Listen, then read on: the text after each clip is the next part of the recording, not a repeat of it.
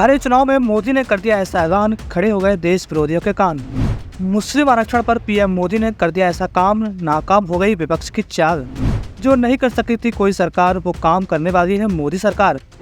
तेलंगाना में प्रधानमंत्री नरेंद्र मोदी ने धर्म आधारित आरक्षण को लेकर एक बड़ा बयान दिया है।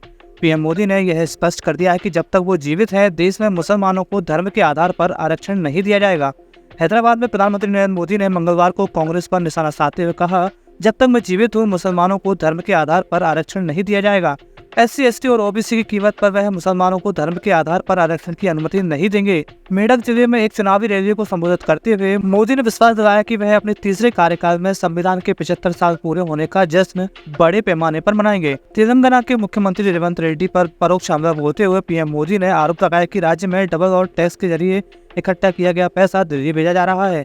पीएम ने यह टिप्पणी RRR नामक ब्लॉकबस्टर तेलुगु फिल्म का जिक्र करते हुए की, जिसे वैश्विक प्रशंसा मिली थी। उन्होंने फर्जी वीडियो मामले को लेकर कांग्रेस पार्टी पर निशाना साधते हुए कहा कि यह लोगों को गुमराह करने और समाज में तनाव पैदा करने के लिए किया जा रहा है। पीएम मोदी ने यह आरोप लगाते हुए कि कांग्रेस सत्ता में आने पर 55% विरासत टैक्स लगाएगी।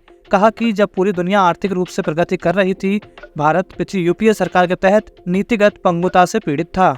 अगर कांग्रेस सत्ता में आई तो वे विरासत टैक्स लगाएंगे। उन्होंने दावा किया कि कांग्रेस विरासत पर टैक्स के रूप में आधे से अधिक यानी 55% इकट्ठा करने की योजना बना रही है। कांग्रेस पर कटाक्ष करते हुए उन्होंने कहा कि जब भी सबसे पुरानी पार्टी सत्ता में होती है तो उसके 5 राजनीतिक प्रतीक होते हैं। पहला झूठे वादे, दूसरा वोट बैंक की राजनीति, तीसरा माफिया और अपराधियों का समर्थन, चौथा वंशवाद की राजनीति और 5वां भ्रष्टाचार। मोदी ने आगे आरोप लगाया कि पहले BRS ने तेलंगाना को लूटा, अब कांग्रेस है। प्रधानमंत्री ने संपर्क के कार्यकाल में हुए आतंकी हमले की भी याद दिलाते हुए कहा कि आतंकी हमलों ने मुंबई और पुणे को लहूलुहान कर दिया था। लोग अपने घरों से बाहर निकलते थे तो उन्हें नहीं पता होता था कि वे अपने घर लौट भी पाएंगे कि नहीं। उन्होंने कहा कि 10 साल पहले देश में आतंकी हमले होते थे, लेकिन अब नहीं होते। उन्होंने पाकिस्तान की ओर इशारा करते हुए कहा कि जो लोग यहाँ आतंकी भेजते थे, उनको आज आटे के लागे पड़ रहे हैं। प्रधानमंत्री ने मुस्लिम संगठन PFI पर अपनी सरकार द्वारा लगाए गए प्रतिबंध की याद दिलाते हुए कहा कि ये कांग्रेस वाले वोट के लिए उनका सहयोग लेने केरल पहुंच गए। कांग्रेस की इसी तुष्टिकरण नीति के कारण देश में आतंकवाद का हाहाकार मचा हुआ है।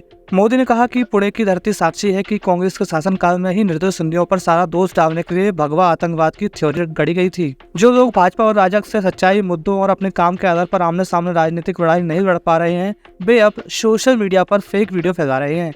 वे हमारे पार्टी के अलग अलग नेताओं की आवाज में फर्जी वीडियो बनाकर गलत संदेश फैला रहे हैं।